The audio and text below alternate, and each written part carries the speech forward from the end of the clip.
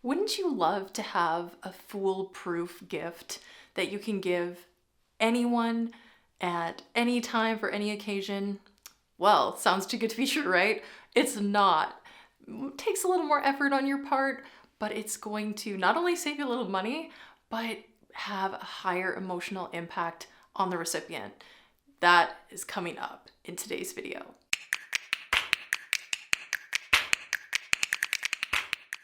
Welcome to my channel. My name is Kristina Moyer. If you're new here, welcome, welcome.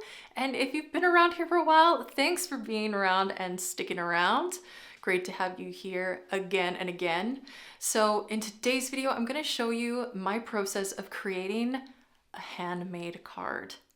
Sounds kind of simple, but done well can be a super impactful and a moment that will always live on for the recipient. So this is a gift that you can give alone or with, with a little treat or something, but a handmade card just speaks volumes in comparison to a store-bought card or store-bought gift, in my opinion.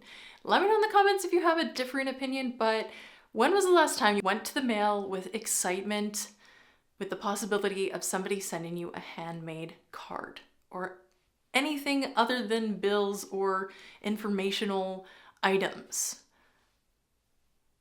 Tell me when, okay? So this is something that's going to be really special. Plus, not only is the artwork going to be something they could potentially display, but the message inside is going to really hit them in that emotional moment.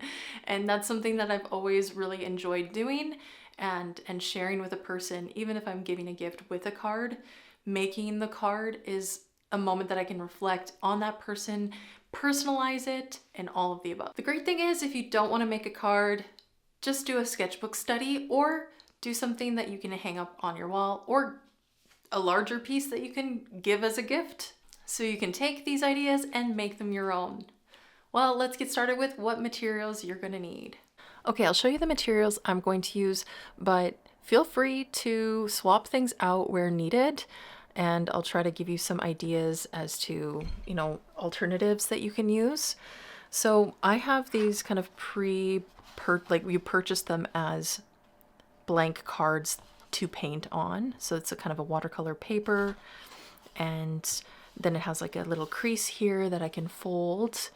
And so I'm going to use that, but you can use other materials. You can even just use, if you have a pad of paper, take one of the pages out, cut it to the right size for an envelope, and create a crease just with, there's tools that you can use to crease. Even if you have like a paper cutter, put this within your paper cutter and use a sharp edge, like even just a butter knife, but very carefully, and create a little crease. So there's a little tip for you if you don't have this particular item. I'm all about accessibility, like find things that you have and make it work. You don't have to spend a lot of money to make it work for you. Speaking of spending money though, I did invest in some new brushes. So welcome to the crew, my new brushes. There's actually, it's still going on, a fantastic sale at one of the art supply stores nearby. And I found these fantastic brushes, so I'm really excited to add these to the mix. When there's a sale, that's the time to go for it, right? Try a new brush. Look at this one. One of the ones I'm really excited about is this one here. If you look at my previous script liner brush, this is the one I've been using a lot. Look at this.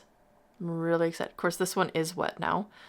If I wet this one, it does go to a nice tip. But I'm really excited. Look at the length of it. Very excited to give that one a shot. Okay, so I've old brushes meet new brushes. Welcome. Okay, I'm a weirdo. What can I say? You're gonna need, if you're gonna follow along like this, I do have the reference image that is accessible to you, so you can go ahead and use that if you like. I have 2 water jars. If you're new, then you won't know this maybe already about me, but I always have 2 water jars when I'm painting, so I can keep one kind of a dirty water and then one a clean water.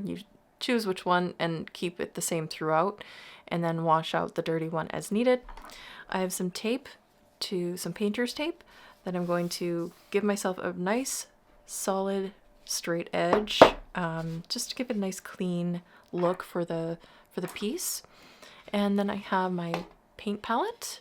I'll be using gouache paints today, so I have my gouache paints, a set of 24. If you want to give gouache a try, I do have this Montmartre type of paints linked in the description if you want to give those a try.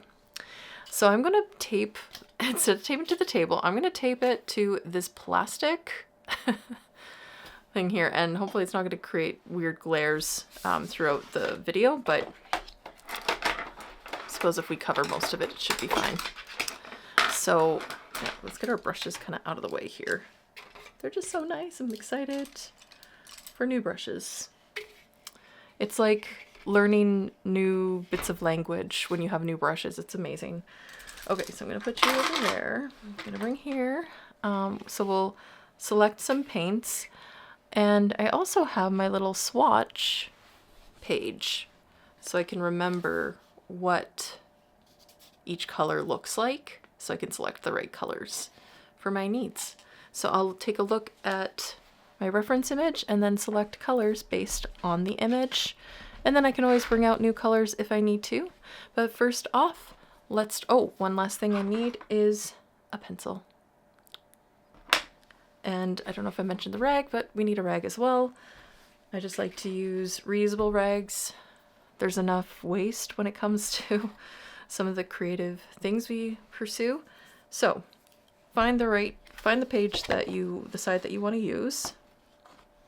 I'm going to go with this one here.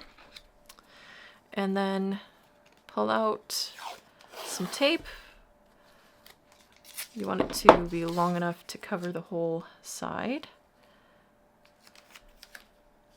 Okay, now here's where you want to try to make it the same. You can measure if you want to be more precise. I'm just going to eyeball it. That's how I roll sometimes.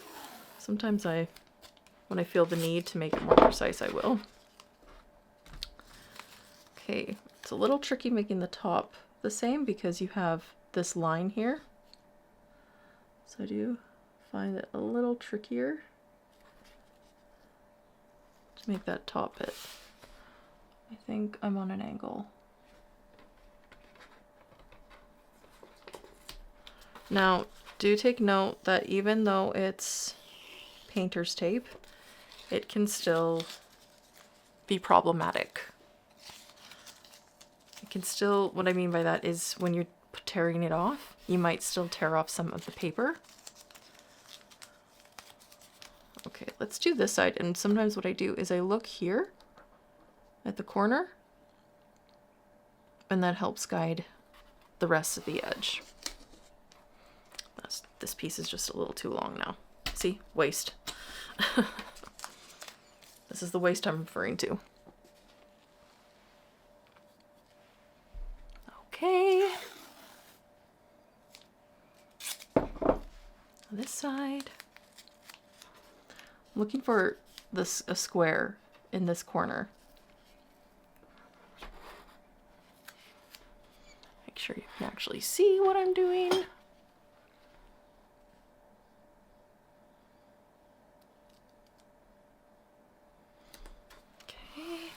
Pretty good. It doesn't have to be super perfect.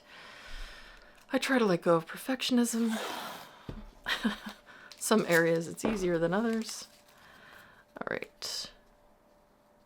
Okay, let's make a mark on the tape where the line is, where that crease is. That way I have some kind of reference point guiding me. Somewhat. Okay. There we go. Okay, paper ready, finally. All right, now I'm going to select my colors. So take a look at your reference image and you can either get all the colors you're going to need or just start with some. Or if you want to start by sketching, that works too. So I don't know if I want to sketch this one because I don't know if I want pencil marks. So what I could do is just indicate a few moments of interest, like where the horizon line is, things like that. So I kind of see that it's a little bit like a third of the way. So I'm just going to mark over here, and it looks close to the same, maybe a bit higher on this side. And I'm going to indicate where that foreground type of area begins. And I know it doesn't seem like much, right? It's really not. Plus, the other thing to consider is I'm not changing the scale, the ratio right now of the dimensions of this versus the image I'm looking at. So I'm not too worried about it though, because this is just, I'm using it as a reference, like that image. It's not necessarily going to be the exact same. I'm not worrying about that. I'm just using it as a starting point, basically.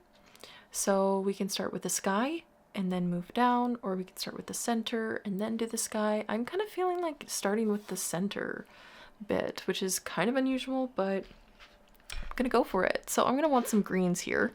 Definitely some sap green. So if you don't have these exact same colors, that's okay. Just, this is where you experiment, find out what colors work. You know, if you have,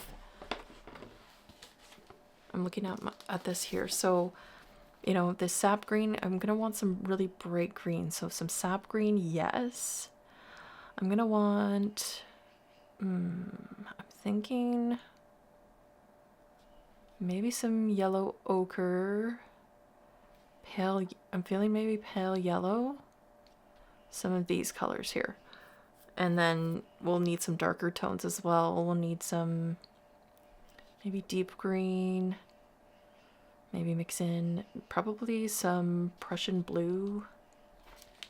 Okay, so I have that reference to the side, and I'm gonna use this and put a little on here. Don't need a lot. Can always start with a little and get more. That's kind of how I roll, but sometimes I end up running out of a color, so that can be problematic. But I am gonna want lemon yellow, especially if I want to brighten up some of the green. I think I'm gonna want some pale green too. And remember, these are kind of like watercolor.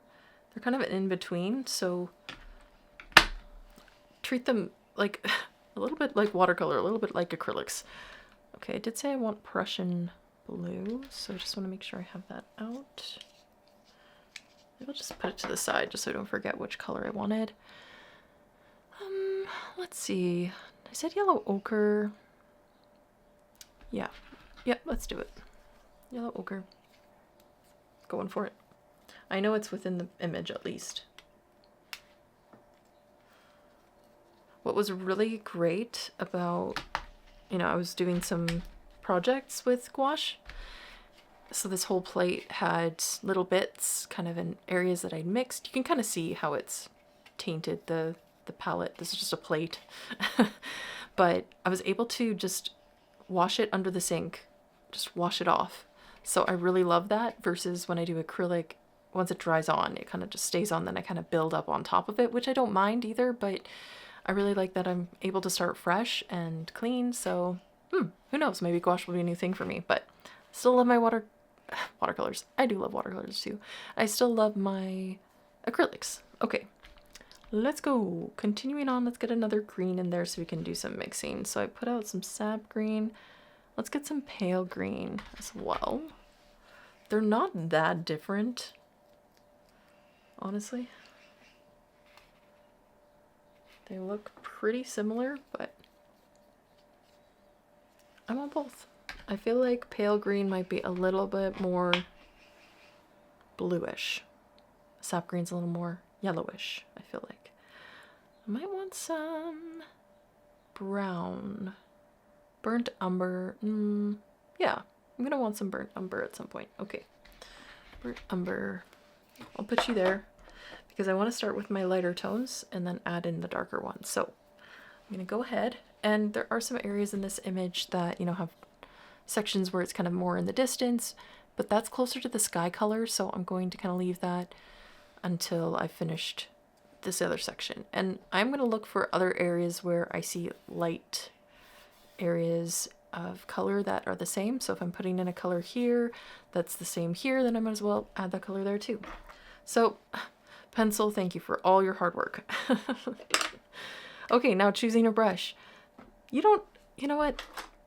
Yes, finding the right tool can make a huge difference. I'm not going to say that not having, you know, a good tool can make a big difference, but you can do so much with a simple brush, you know, a brush like this one here, a flat brush, a round brush, an angle brush. Like, there's a lot you can do with these. So I think I'm going to start with, and even just like a filbert is a nice one. This is a nice brush. Do you see that? It looks wonky. Dear. Don't die on me. Okay. This one might be nice. There's also kind of blocks, areas of blocking. So I'm looking for the shapes in the landscape that a brush will lend to. So if I'm working kind of the grass area, you know, there's the farmland, so it's kind of blocked out. So having a straight edge can be good. So either an angle brush or a square brush, be a good start. Let's mix up some colors. I'm going to start with some sap green. And so this one's going to be my dirty water right here. Some beautiful sap green. I'm going to mix in some yellow. Lemon yellow.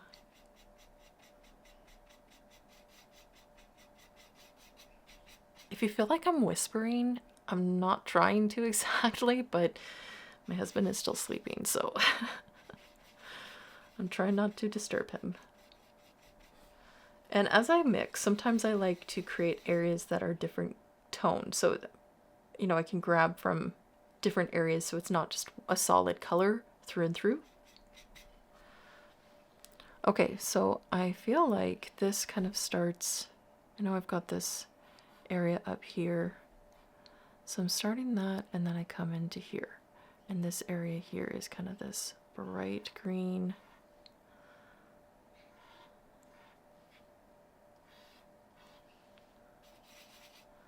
And I'm just gonna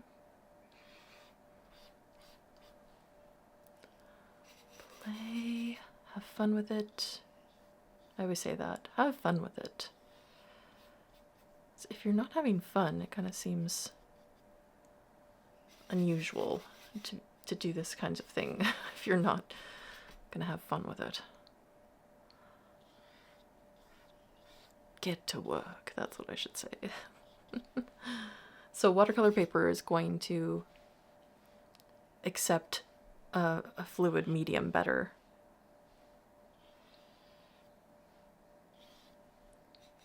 And then into this area, it's going to come a little cooler.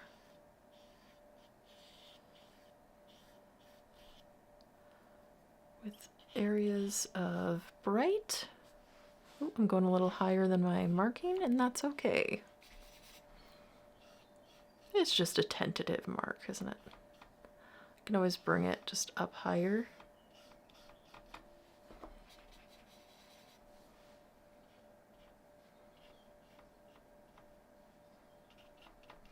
So in this section it's going to get dark, and then in this section here it's quite bright. So I want to maintain that bright tone. Just really strong, vivid colors. And then right in this valley area, there's some trees. So I'm just starting myself in there, so I know where they're going to be. And then I can add in the proper colors later. And right in here, there's like some of that. And then it kind of comes up and around like that. There's some like houses there. So because I'm using this flat brush, I can get these nice thin lines. So if you want to start putting those in, you can. And then the next layer you can start adding in the texture that matches that. Okay, I want to get in the tone here. Now I haven't washed my brush yet, and I can get a little muddy if you don't, but if I can do areas that don't need to be cleaned, then I'm going to start with that. So I'm going to do kind of a base for these areas here. Now, you have to be careful. This could blend in with the light tones, so just be careful of that.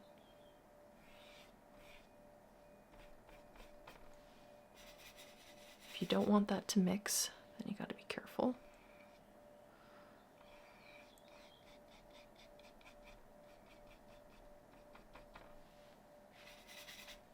I don't normally paint in my office, but it's kind of nice because it has my computer so I can look at the reference image. It's like right above me there, so it works for me. I'll wash this down a bit so it's just a thin layer. So then I can add the other colors that kind of go in this section. So you got some really pretty like magenta, and then pretty grasses and things, so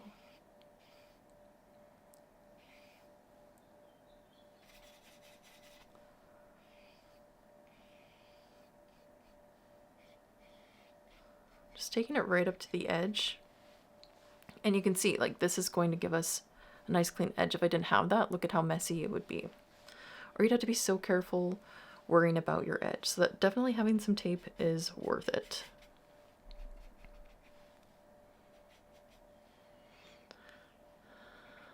And this is kind of a textured area, so I don't have to have it so smooth looking. It's not like I'm painting a clear sky. And I haven't gone right to that rim yet. I think what I'll do is I'll mix up a little lemon yellow with that yellow ochre. And give myself a little bit of that there. Probably needs a little white to make it get that bright tone in there.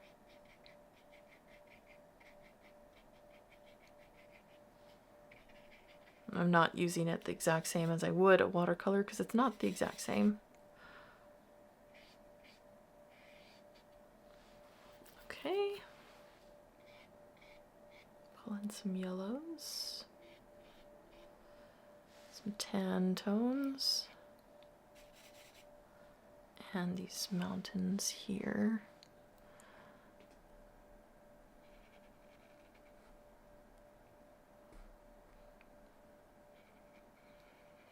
It's all about the angles when it comes to mountains.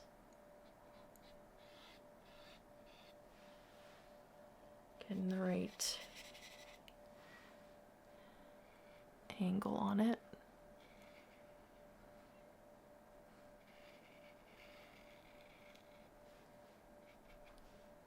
They're more like rolling hills than mountains, but I'm sure if I was climbing it would feel like a mountain.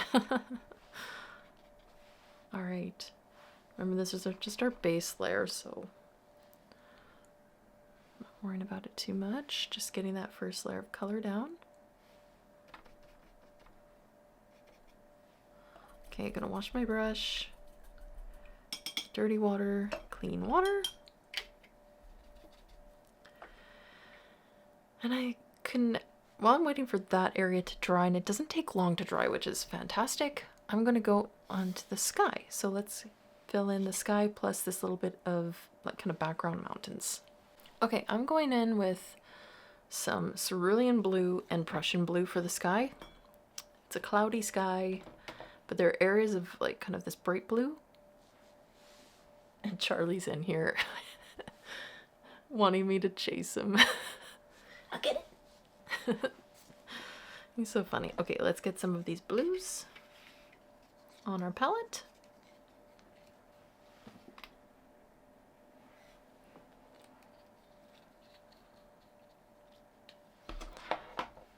If you ever watch Bob Ross, it's amazing how much he can do in just 30 minutes, you know? Goals, right? All right. I'm gonna go with, I think I'm gonna go with a filbert. My dirty water's not that dirty yet, but it's always good to have clean water though. Okay, let's go in with this bright blue first.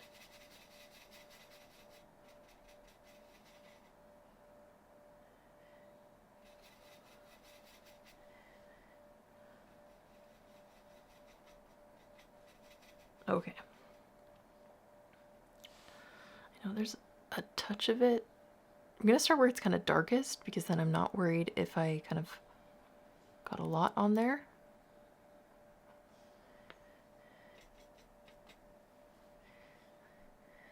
Up in here there's some.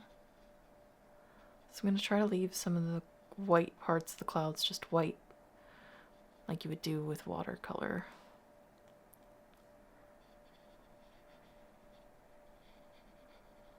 But I'd probably go in with some white, and I have the other color to kind of mix in for some darker clouds.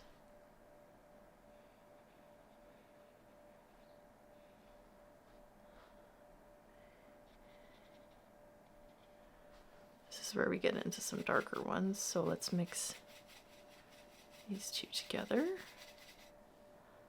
Get some color there.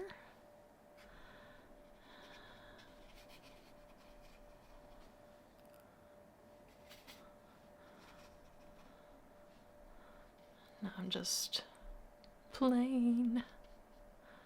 Clouds are amazing. I'm mesmerized by clouds, and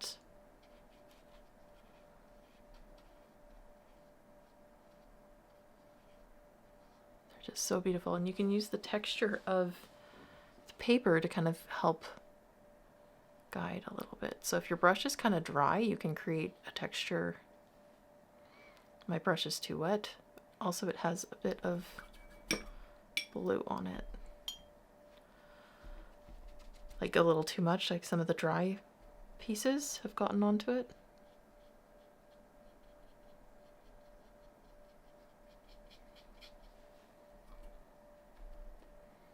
Okay, so if your brush is kind of dry but has paint, you can kind of create some textured effects, which might be more handy when we go to do this section where I have more texture and the sky isn't always textured looking. Let's get more of that Prussian blue. Mix a little more water with it because we've got these little dried up bits. I feel like we might need a little bit of like an ultramarine or cobalt in the mix. Cobalt's a pretty purpley kind of blue.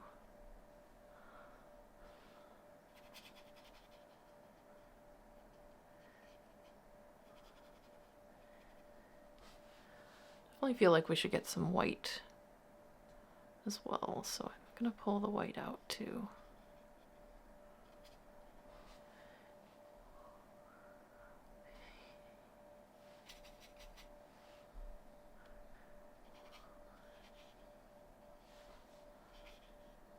Okay. Make sure the areas where you want really bright, that you keep that without touching it. And then the other areas you can kind of more water to keep that very light, translucent look.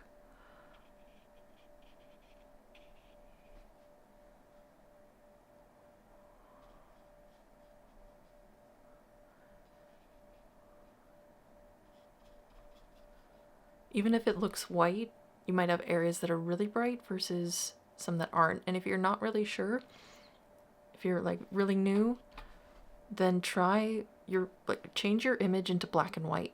Use a filter and go black and white and look for the areas that are the brightest white and leave those areas without any paint. And again, you don't have to follow it exactly.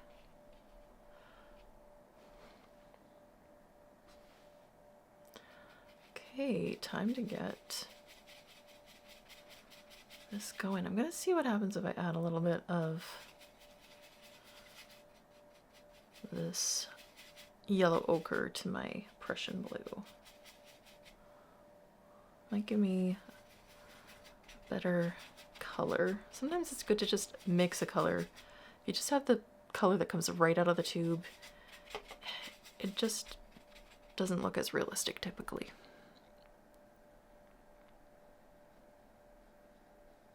I like that because it's kind of giving me a bit of a teal tone rather than just that Prussian blue, which would be mimicking the sky.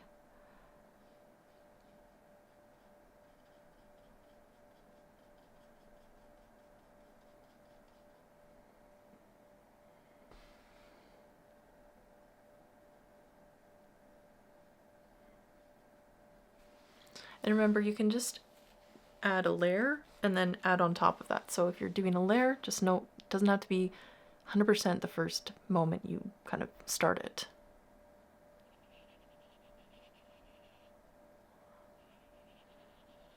Because so far I've basically just blocked out my colors, and then we'll start kind of getting the detail brought in.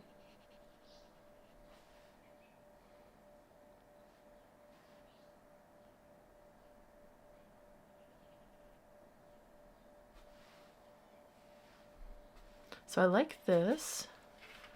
Yellow ochre mixed with my Prussian blue gives me a pretty green. That will work well for these dark green zones, the trees.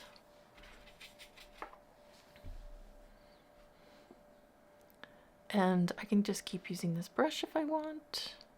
It'll do me just fine.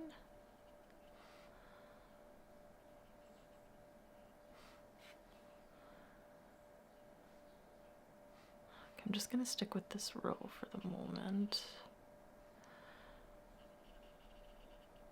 I'm not sure if I'm going to add in any of the houses yet.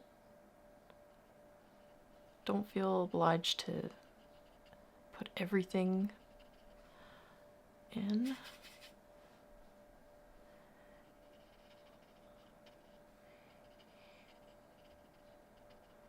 Kind of randomly dabbing. You have some trees will be taller than others. It's not all going to look the same. There's even a tree up in here.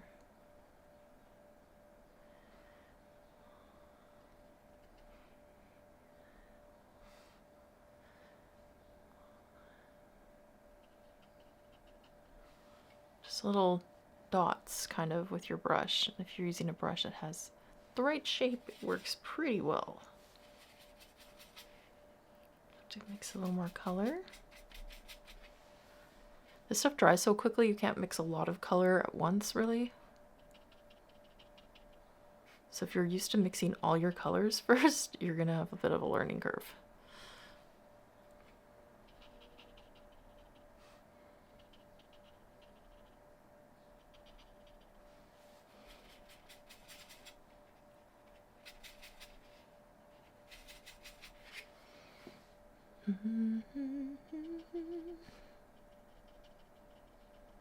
To be so careful with the music that I sing. Okay, I know there's like a line here.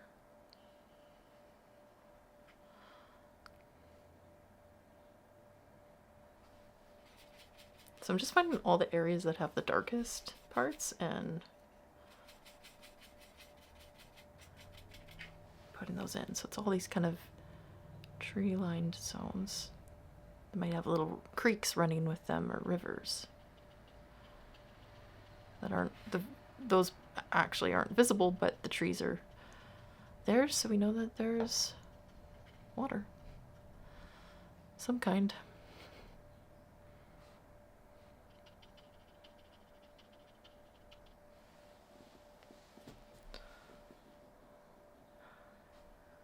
So I could, this might be a good time to put in, I do have more that come in, put in my lines where the kind of hedges are in between the fields.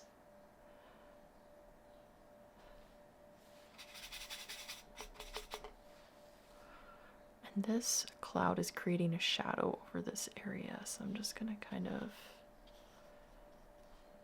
darken that area.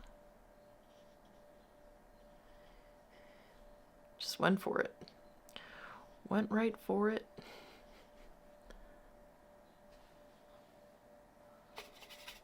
Add more water to make it lighter. Okay, so being more cautious when I come to this zone here. Then I know there's some right in around here. It's like a good little section. Trees. I need some of this. Which green was this? Pale green.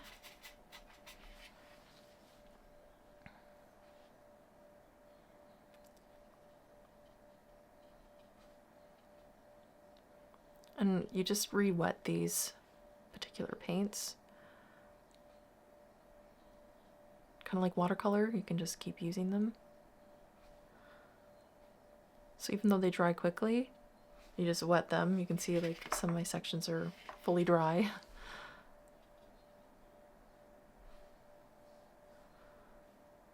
I'm going to use this tool to create some of my lines. So even a filbert can do that for you.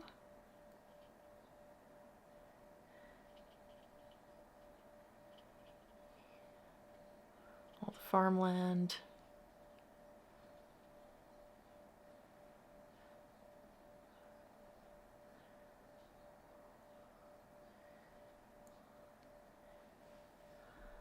I need to water it down a little and add some of that, I think a little yellow ochre.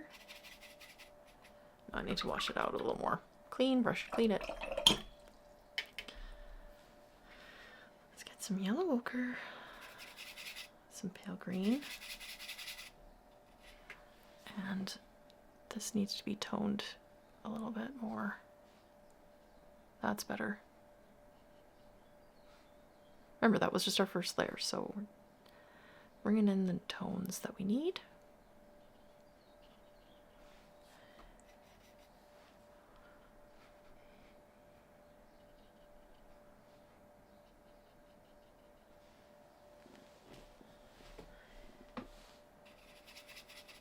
I have a song stuck in my head right now.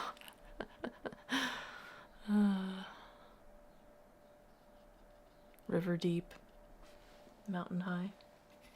So go ahead and sing that in your head. And that's what I'm listening to right now in my mind.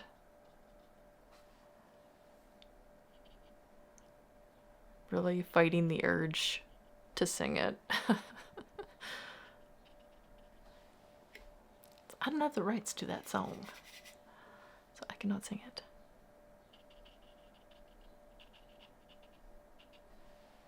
I love this part. I'm sorry if I'm getting quiet. I get really into my piece, and then I'm just like in my zone. She's in the zone. Having fun. Enjoying the process. And trying to listen to what the piece is saying to me. Start adding in some of the coloring in here. It's got some interesting tones.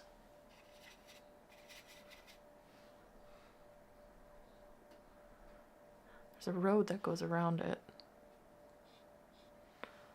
Even though it would be with a light tone, I can even take a darker tone to kind of mark it in. Maybe if I go in with a white after, it'll can help that. Okay, and up in here we've got lots to do.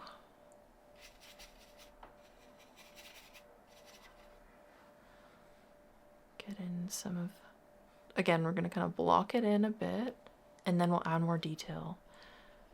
And I guess it depends where you want your focal point to be.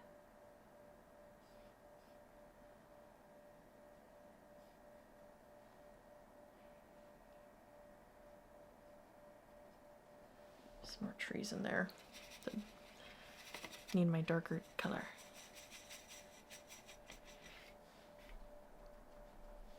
Oh, a little more Prussian.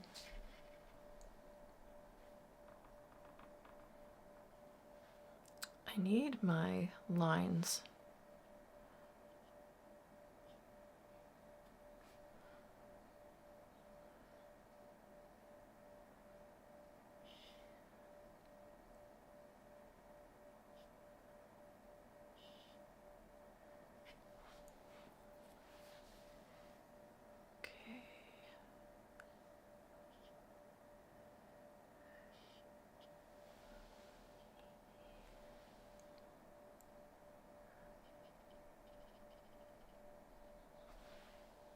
The zone.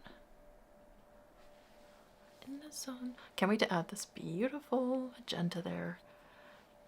Need some highlighting. The sky I'm pretty happy with. Just a few things that need to be fixed up in there.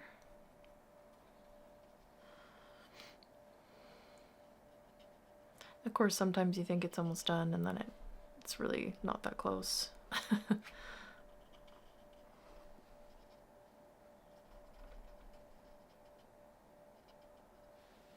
And then make sure we get those kind of darker tones in there. I have to go more solid Prussian. Or get us a new, get that, aha! Forgot about burnt umber.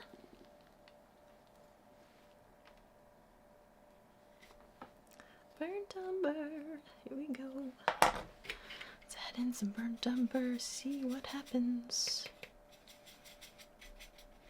Add some burnt umber and give us a new dimension. It's almost like a black. So this is where I'm going to look for my darkest darks. Again, if you have a black and white image, or you have both, you can see the image in black and white. Look for the darkest areas.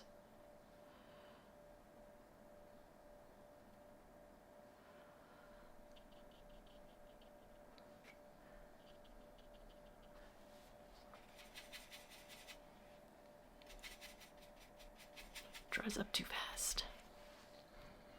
Sometimes.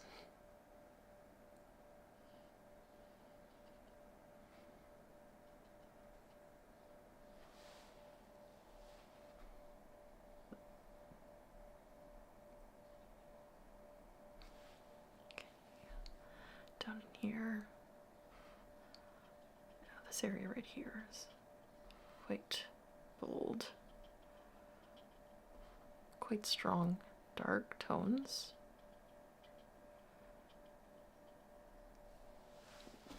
Just go back in and make sure it really looks the way I want it to. As we continue on, we want to try to find balance. So looking for areas that seem disjointed.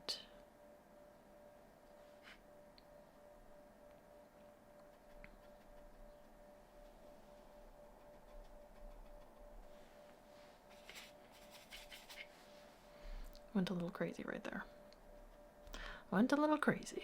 Just went for it. Sometimes I just go and I'm like, well, that wasn't really what I wanted. I just kind of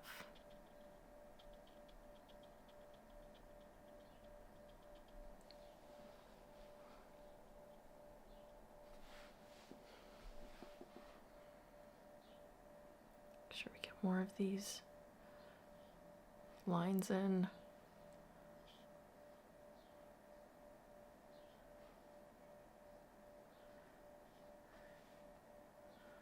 So you really know it's that farmland.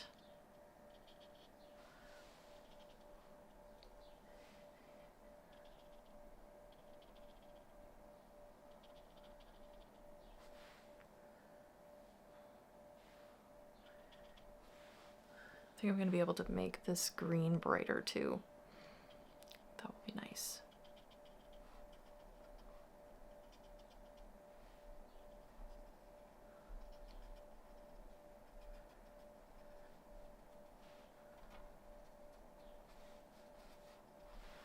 it's coming together. It's coming together.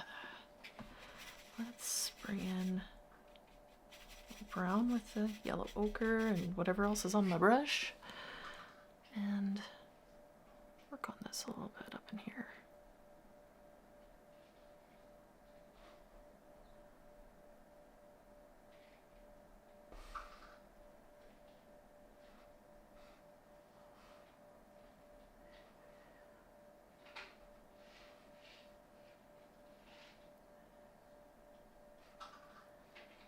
Getting in, just kind of tapping lightly with my brush to get kind of a textured look.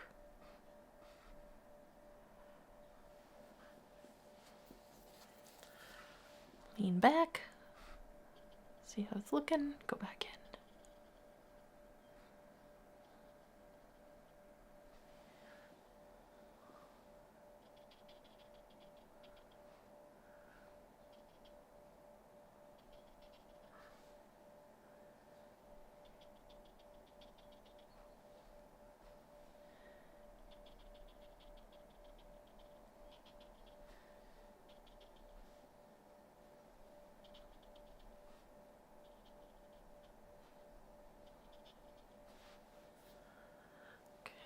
I'm gonna need more greens in here too. I kind of went overboard with the dark on that section. I think what I want to do next is the pink, because this area is dry, so that's a good spot to work on.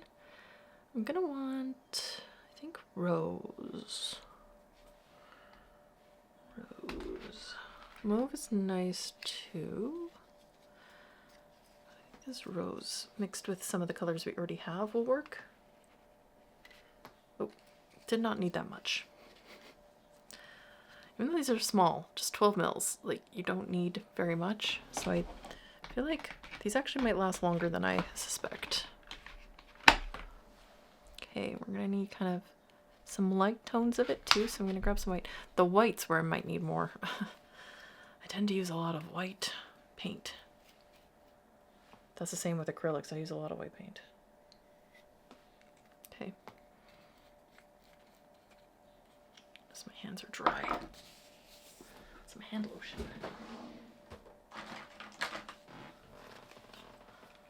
Lotion up, lotion up. Washing my hands so much.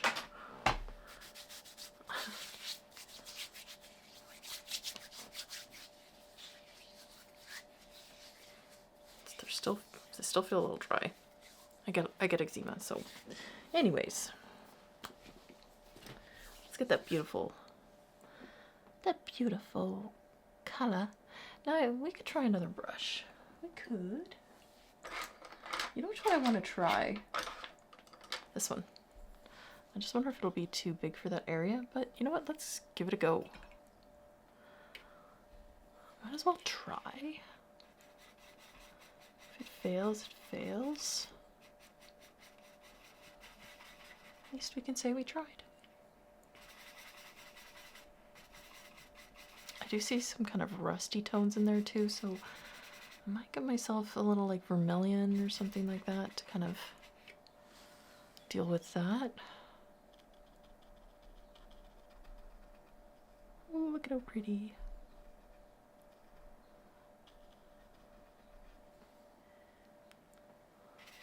I know, sometimes I'll go in the dirty water, but it's not that dirty, so if you're wondering why, you're like, look, you're going in the dirty water.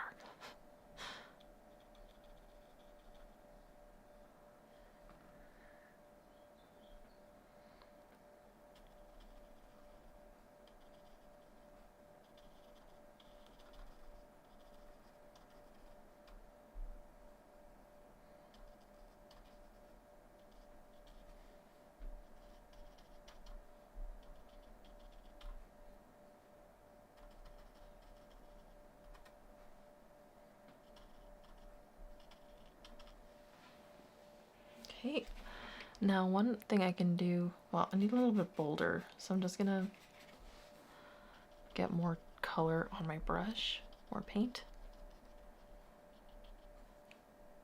And actually, I don't think I'm gonna need the reddish color because I'm going over top of yellow, so that already kind of works with my need for that reddish tone. Covered. I got it covered.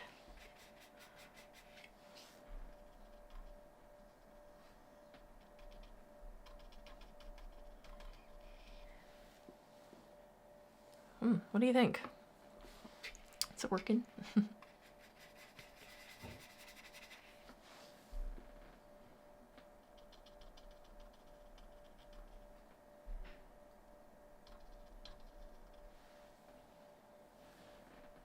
Is it going right to the edge? Sometimes, but not quite, typically.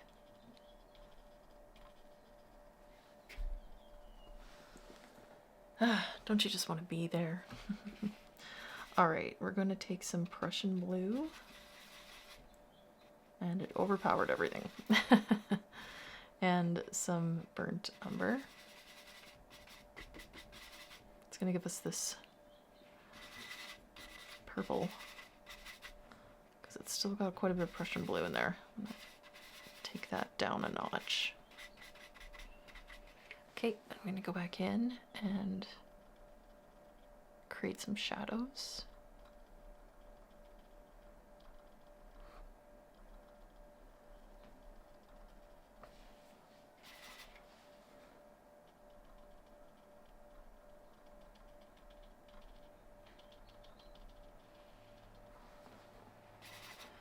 I'm liking this brush. It's doing what I want it to.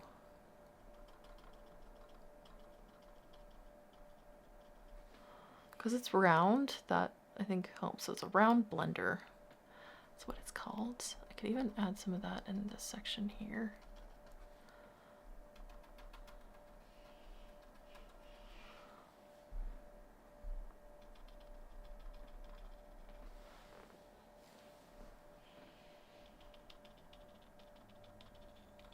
You know how you stand back when you're looking at an image?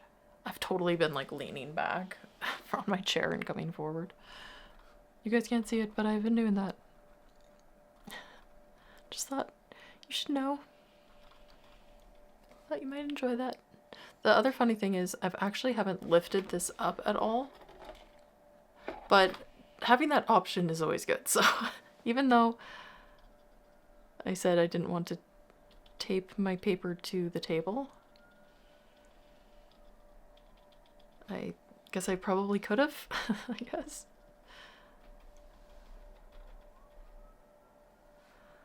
Okay, how are we doing here? Almost done with the lowlights. And you can always go back in with lows after, but I like to have all my lowlights in, then I can add in my highlights.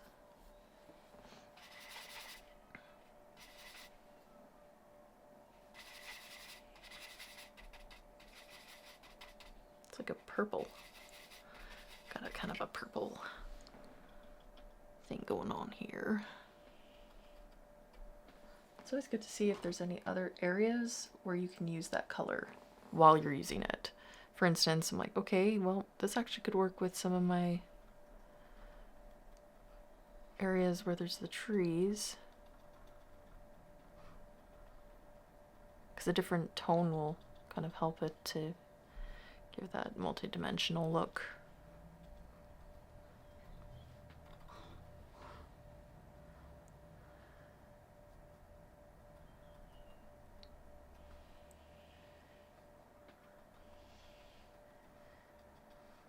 These tree areas.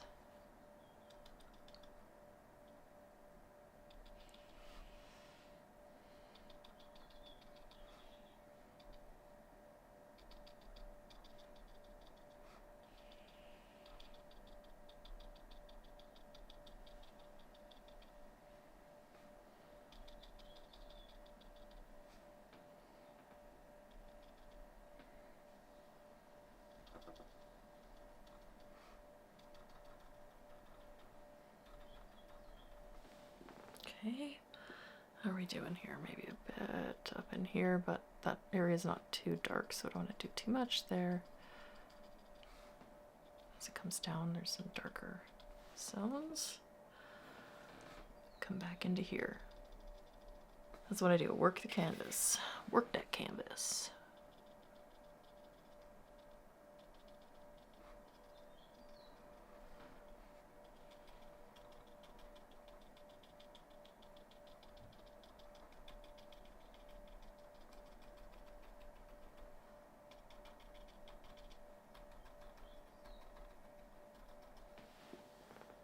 There, I'm feeling it. Okay. Just feeling it. I'm liking this tool. Okay, wash it. Clean it real good. So if your water starts getting too dirty, just go swap it out. And what I'll do is I'll just swap out the dirty one. And then I switch. I'm like, okay, now you're the dirty one, you're the clean one. That way I don't have to clean 2 at a time and you're wasting less water. Boom. Okay. We could try the smaller one for the lighter toned bits. Why not? Now I'm going to dip into the clean water.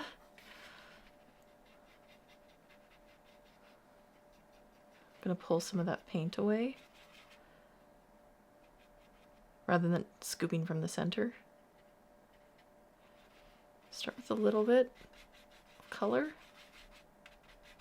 and then add a little more as you need until you get the right look. Okay, I think I'm going for it. I'm not even going to water it down. I want it to be nice and kind of a more precise. Let's bring you in closer. You want to come in closer? Come closer. Come closer. Ooh, too close. There we go. All right. Working in here. Just tapping in.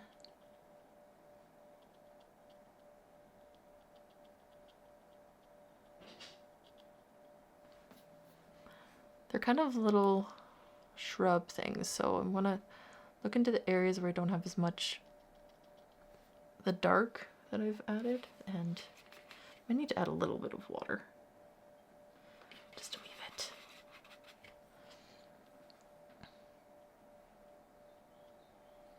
Creating little highlights.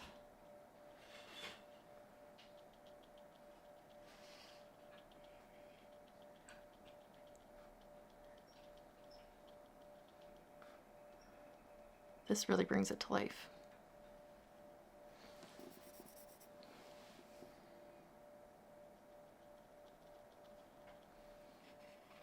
You start seeing it all come together.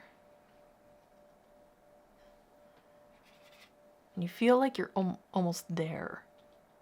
You have the feeling of being there. That's what you're trying to achieve. At least that's what I think.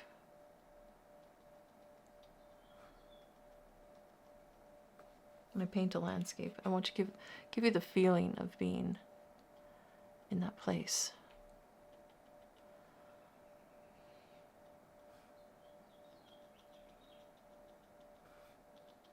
And there might be sections that aren't as highlighted. Like over here, when I look at my image, I don't really see much for highlighting. Maybe a little right there. All right, so just a few more highlights in here.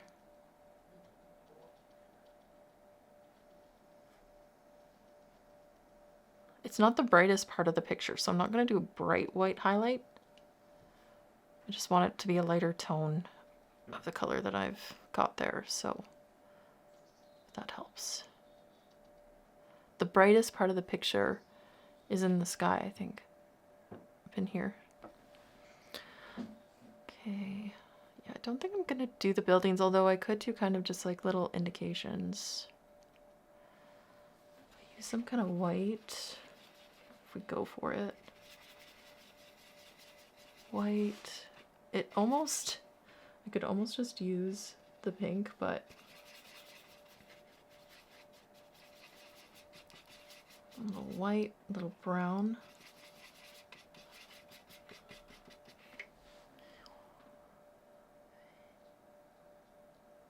Just like the smallest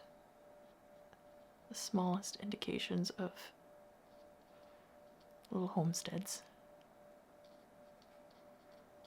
They're fun features.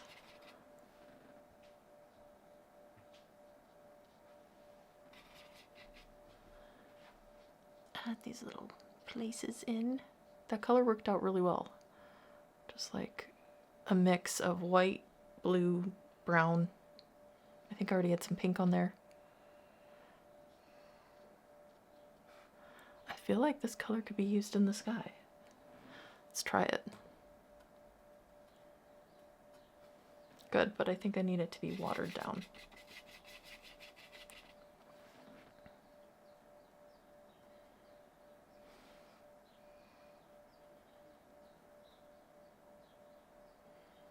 Yeah, I think I'm gonna like this brush.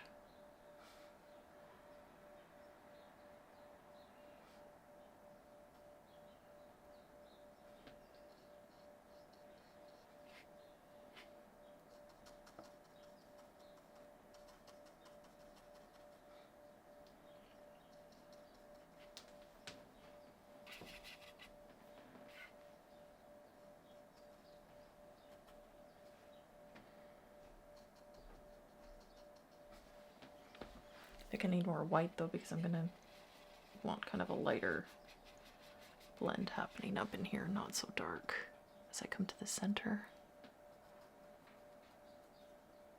That might even be too dark.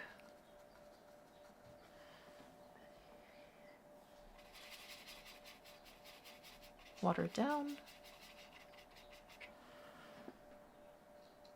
Once you kind of get into your groove, just kind of go with the flow. Start feeling the vibe.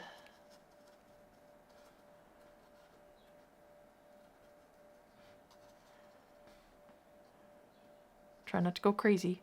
What I mean by that is kind of be aware of what you're doing. So you don't just, make some critical errors. But once you start getting into more practice, you can get into a fun kind of space here where you are playing. You know how what you're doing is going to affect the piece for the most part.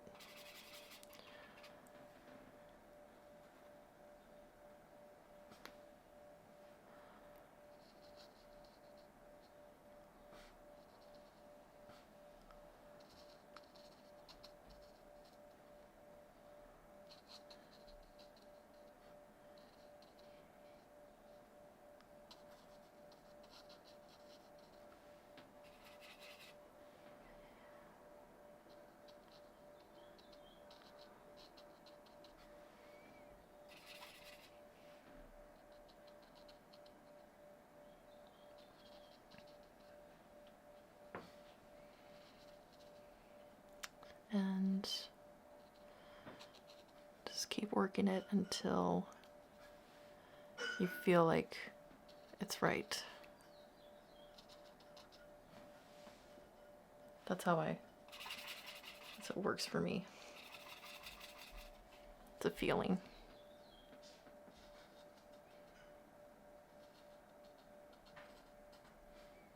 I think this needs to be more blue. More blue. Up in here. That might have been too much. Don't go crazy. Know what you're doing.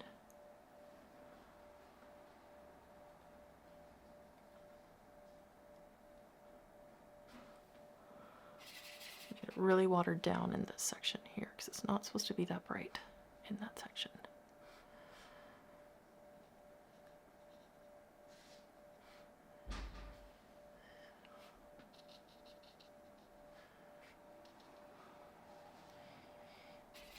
This also very watered down. I've got a lot of paint on my brush. And you can use a tissue to dab, to lift.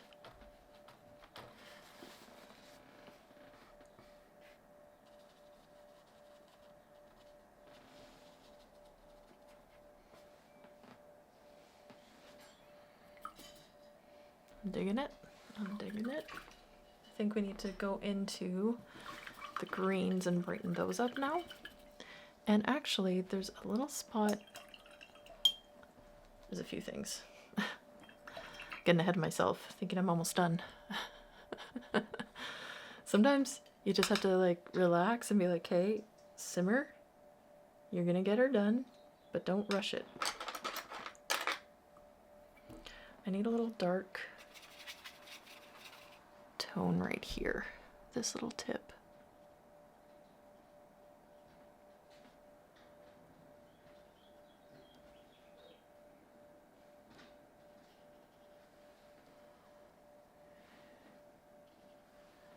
Like so. Okay, I need to do the grasses. Brighter green. So let's do the brighter green. I'm gonna use my angle brush. Okay.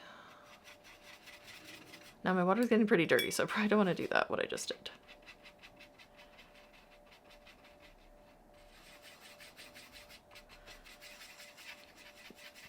Give myself a nice bright green.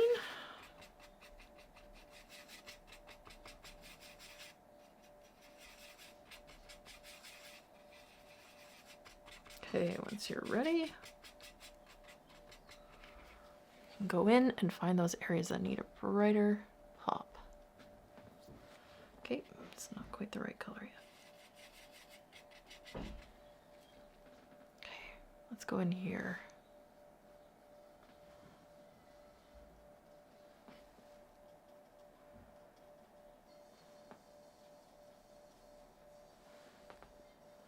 It's actually kind of deepening it.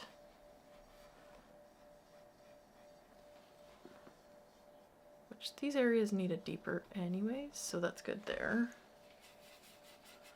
for this region.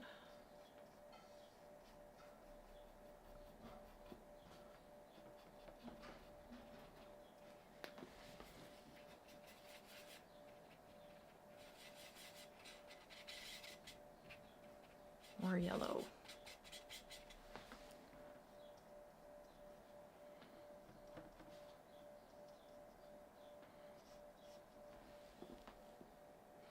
Okay, now I think to get those, the ones we want really bright,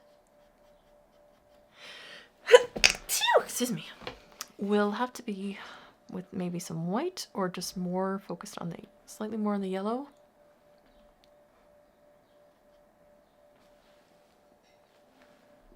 Like in this area, I think I need a little white, but in here I just need to kind of tone in. Okay, wash that off. Clean it off. Okay, let's get some yellow, just like full on. I know it has a bit of, oh, you can't see what I'm doing, sorry.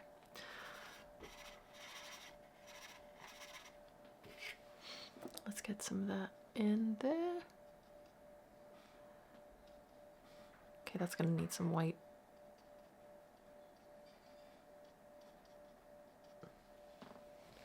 Yeah, let's mix in some white.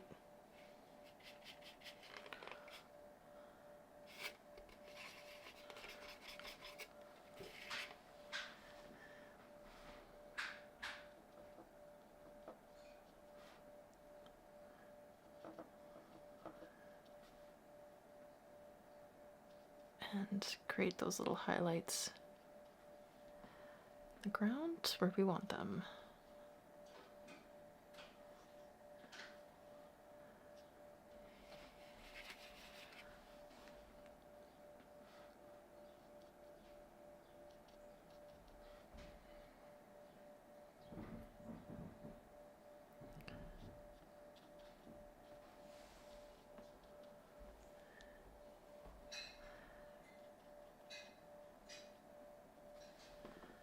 Okay, pretty good. There's some like right here.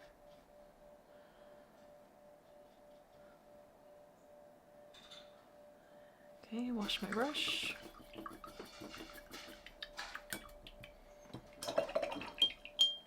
Okay, next up I'm going to do some of the cream tones. So I'm going to take some yellow ochre over here. Some white. Give me a thick amount of white. You're gonna want some yellow too.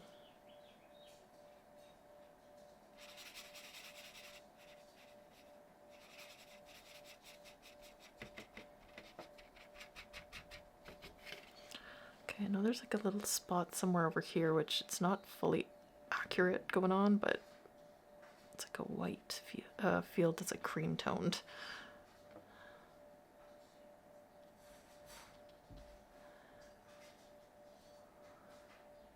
Might as well use this cream tone in other areas.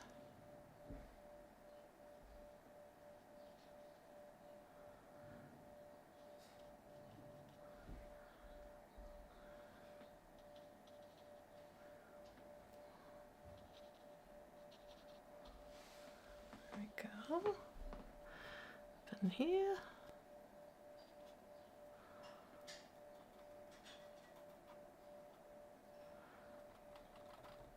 I'm not sure if I'm going to do the actual grass look, if I'm just going to kind of go in here like this. I need a brighter white though. Let's try some little grass marks.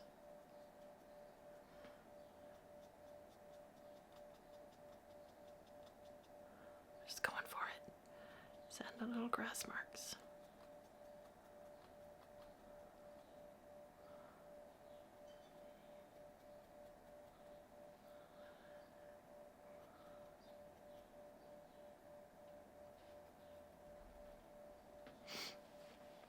Need some yellow with it.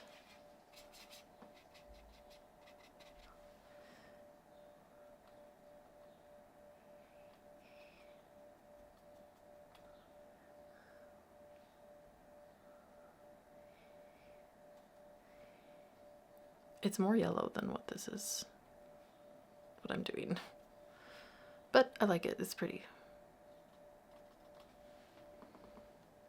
Okay, I feel like I'm coming in to where I want to be. Just need to fix up some green in here.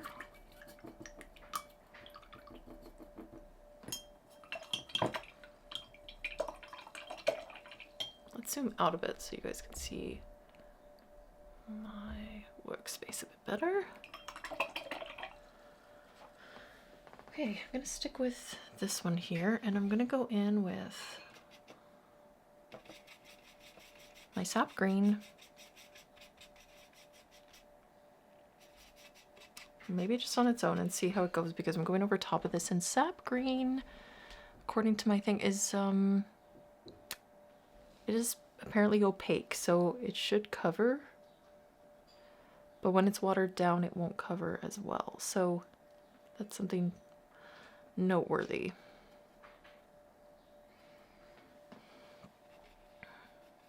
So I want it to cover more, than I need to get more of the actual paint on my brush.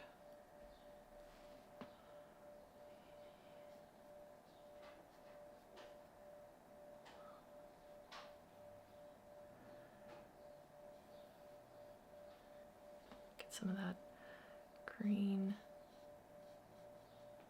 elsewhere.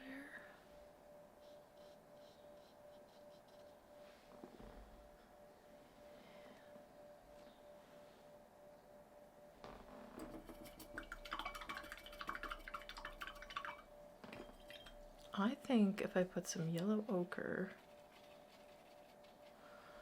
with these grasses, I'm going to get more of that look that I want.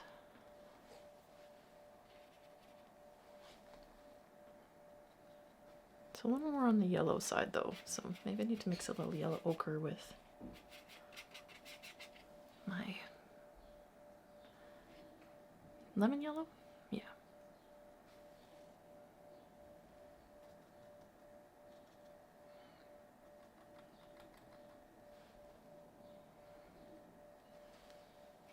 I need more of my white. There we go. It's coming together.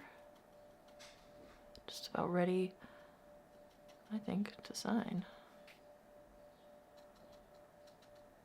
Getting close to that point.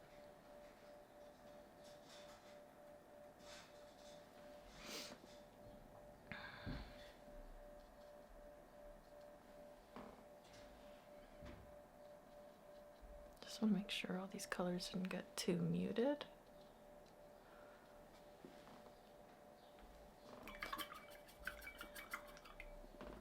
Cool. Okay, we're gonna sign. I'm gonna grab one of my little brushes. Oh, should we try one of the new ones? This Petite. Select Petite Princeton brush. It's a 12/0. It's a wee little one. Now what color? I think if I go with this cream color that I have plenty of, I could sign in this corner here. Just need to move it on an angle.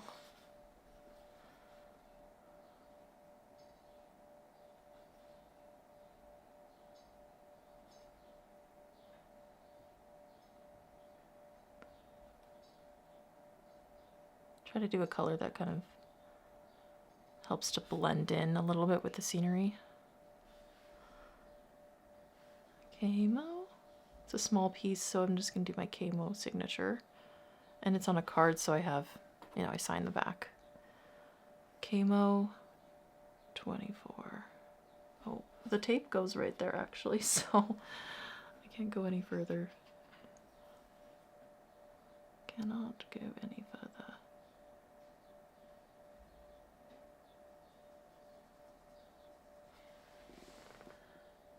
Could do maybe a little 24.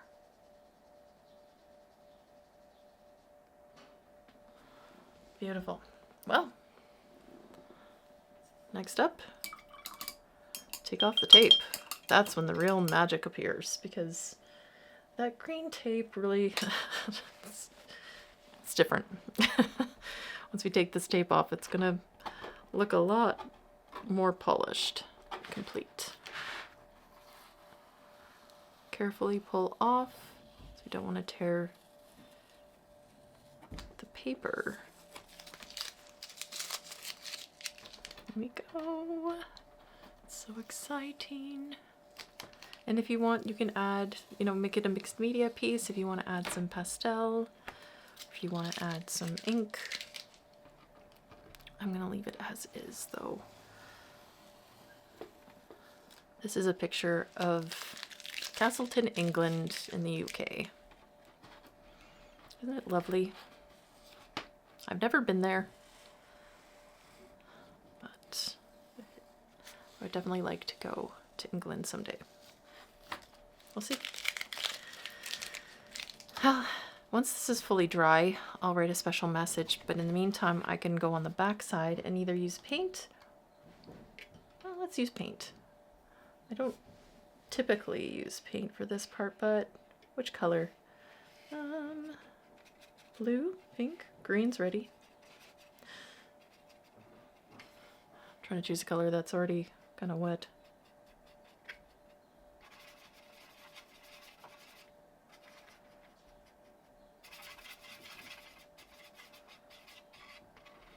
Okay, let's use this one here. So I'm just going to put my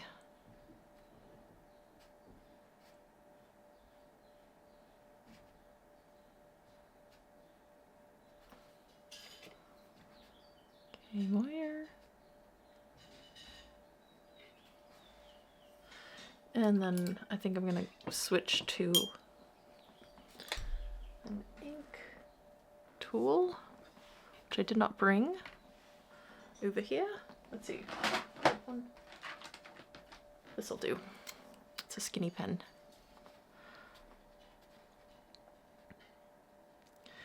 Da, da.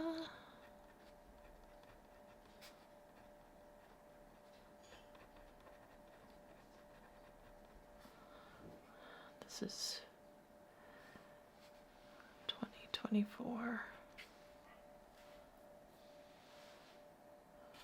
And anything else you want to, if you want to title it, you might put the title over here. Castleton, England.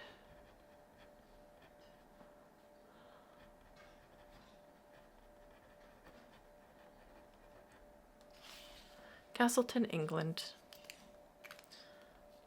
Beautiful. Then you can fold your picture, and don't forget, one of the most important parts is actually your message inside. So writing a special message, putting the date, and you can sign in there too. So you could talk about why you chose this image for this person, if you made it special for the particular person.